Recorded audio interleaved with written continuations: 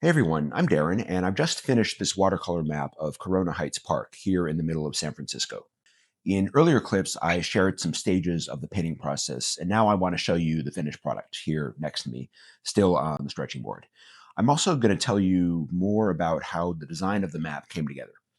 As usual, that happened in the form of a digital photomontage that combines a whole bunch of my own photos with aerial imagery to create a mosaic like composition. The painting process then adds a layer of interpretation on top of that design, and I'll get into that too. So the goal was to capture the spatial or geographical experience of this wild landscape, some native California ecology as well as rugged topography, and how it contrasts dramatically with the surrounding urban density. And you can get a sense of that contrast from within the park, especially near the craggy peak in the center, as well as from the city beyond.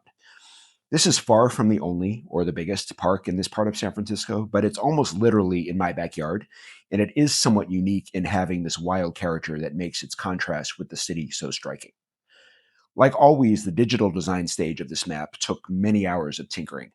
It was really about balancing two goals: spatial accuracy, like in a traditional map, and experience and immersion, the feeling of actually being in the place, basically the two components of spatial experience. On the immersion side, I wanted the ground level views to cover as much of the area as possible. But then those needed to fit together with the aerial views so that all the spatial relationships are as accurate as possible, despite all the different scales and view angles. The aerial acts as sort of the base, and while I did adjust the scales of pieces of it, it's the ground level facets that got rotated in all different directions as needed.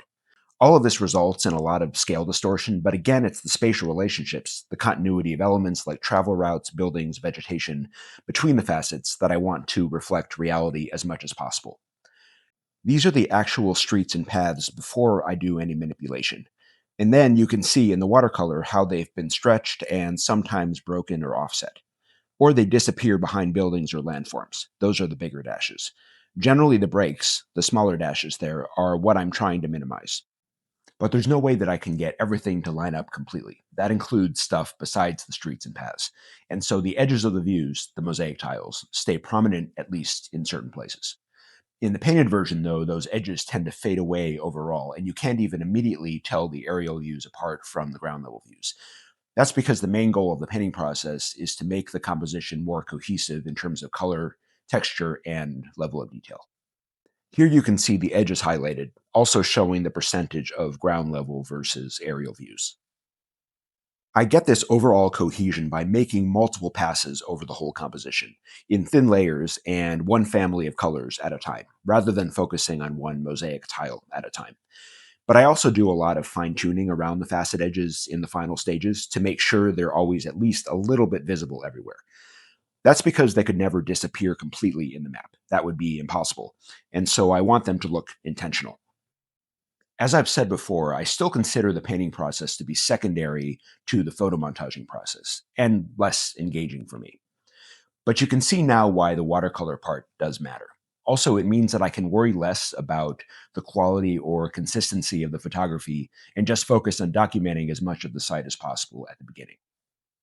Now I'll zoom in a bit further to show you some specific examples of working out this accuracy immersion balance, essentially trying for as much continuity as possible across the different pieces, obscuring the edges where I can up to the point where they start to disappear completely in some places. I'm never aiming for 100% seamless continuity. Here I've lined up this street between the aerial and ground level views, but made the paint different darknesses so that there's still a bit of a disconnect. Between these four views, two aerial and two ground level, I've lined up the buildings in the foreground with the aerials, but where the views recede into the distance, the continuity becomes more complicated. I got the greens to line up, but it's not the same areas of vegetation in real life that are juxtaposed in the map.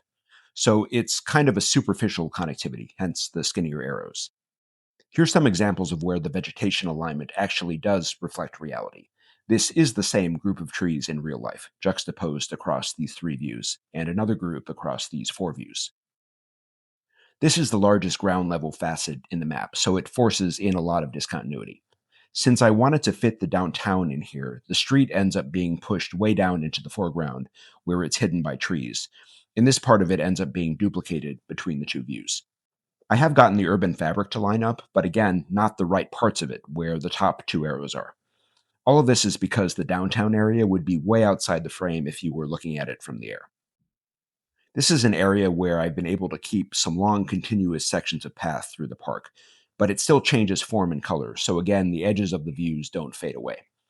And up here, the path disappears behind the topography. You can see also that the peak in the middle of the park gets repeated a few times from different perspectives, which means the path gets broken up by slices of sky. But to sort of compensate for that, I line up the sky components where I can. That's not really geographical continuity, but it is the same sky. So experientially and compositionally, it brings in some added unity. But I made the shades of blue different to keep the edge visible. Here's a case of a particular building that does align across different views, but seen from a different angle in each one. So again, continuity balanced with discontinuity.